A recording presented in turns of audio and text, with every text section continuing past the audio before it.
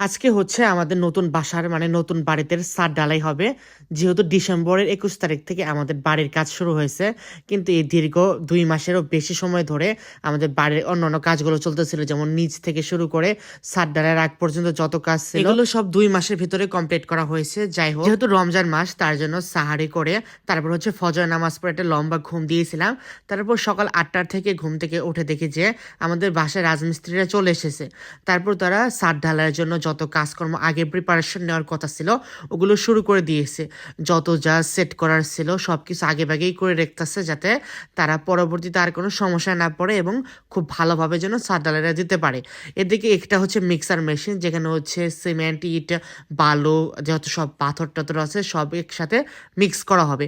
এদিকে আমি চলে গেলাম রাস্তার সাইডে, ভাবছিলাম যে বাড়ির অ্যান্টেরিয়র ভিউ মানে সামনের ভিউটা নেব, কিন্তু বাড়ির সামনে যেহেতু এখন টিনের বেড়া আছে তার জন্য ভিউটা তেমন ভালো হয়নি।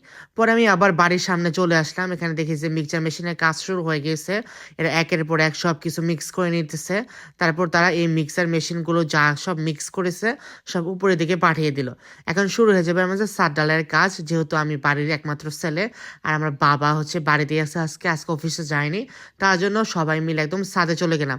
আমাদের হাত দিয়ে কাজ আগে শুরু করবে, ওনারা হচ্ছে আগে পানি দিয়ে দিতেছিল, বাকিটা হচ্ছে আমরা শুরু করব।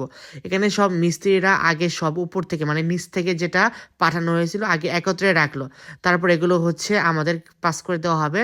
আমি আর বাবা সবার আগে হচ্ছে আগে এগুলো নিয়ে একটু বিসমিল্লাহির রহমানির রাহিম বলে শুরু করে দিব। এদিকে আমি ছাদে এসে ফার্স্টে এক্সাইটেড হয়ে বললাম যে ফার্স্ট টাইম আমাদের বাসার ছাদে উঠলাম, তার জন্য একটু ভিডিও ক্লিপ নিচ্ছিলাম। এদিকে আমার বাবা এই উদ্বোধনের কাজটা শুরু করে দিল। ফার্স্টে আমার বাবা হচ্ছে সিমেন্ট কিছুটা নিয়ে হচ্ছে ঢালাইয়ের মাঝখানে দিয়ে দিল, তারপর আমি গেলাম, আমি তারপর হচ্ছে দেবো। তারপর আমি হচ্ছে একটু সিমেন্ট নিয়ে তারপর হচ্ছে এই ঢালাইয়ের মাঝখানে দিয়ে দিলাম। যাই হোক, উদ্বোধনের কাজ শুরু, এবার হচ্ছে মিস্ত্রিরা তার নিজেদের মতো কাজ করবে। আমি হচ্ছে আর কিছুক্ষণ ছাদে থাকলাম। এরপর হচ্ছে আমার ছোট ভাগ্নে সামি হচ্ছে আমাদের বাড়িতে আসবে। সামি আর সামির আব্বু ফজর নামাজ পড়ে ঢাকা থেকে রওনা দিয়েছে। এখন বাজে প্রায় সকাল 9টা, ইনশাল্লাহ এখনই চলে আসবে। তার জন্য আমি ওয়েট করতেছিলাম কখন ওরা আসবে। 15 রোজার পর থেকে আমার হচ্ছে ঈদের বন্ধ অফিসিয়ালি শুরু হয়ে যাবে। মোট হচ্ছে 22 দিনের মতো বন্ধ পাবো। কিন্তু এখন হচ্ছে বাড়ির একটা কাজের জন্য আবার বাসায় চলে আসতে হয়েছে। একদিনের জন্যই থাকবো, আগামীকাল সকালে ইনশাল্লাহ আবার ব্যাক করব টাঙ্গাইলে।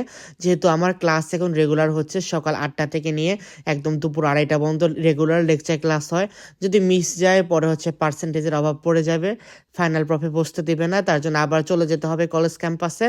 যেহেতু আজকে হচ্ছে রবিবার, বৃহস্পতিবার থেকে আমাদের বন্ধ শুরু, মাঝখানে 3 দিন ক্লাস করে আবার ব্যাক করতে হবে। যাই হোক, আমার স্বামী ভাগ্নে চলে আসছে, ওকে নিয়ে একটু ছাদে উঠলাম, কারণ ওইটি বায়না করেছিল যে মামা একটু ছাদে উঠবো, আমি ওদের কাজটা একটু দেখবো, তার জন্য ওকে এনে একটু কাজগুলো দেখাচ্ছিলাম।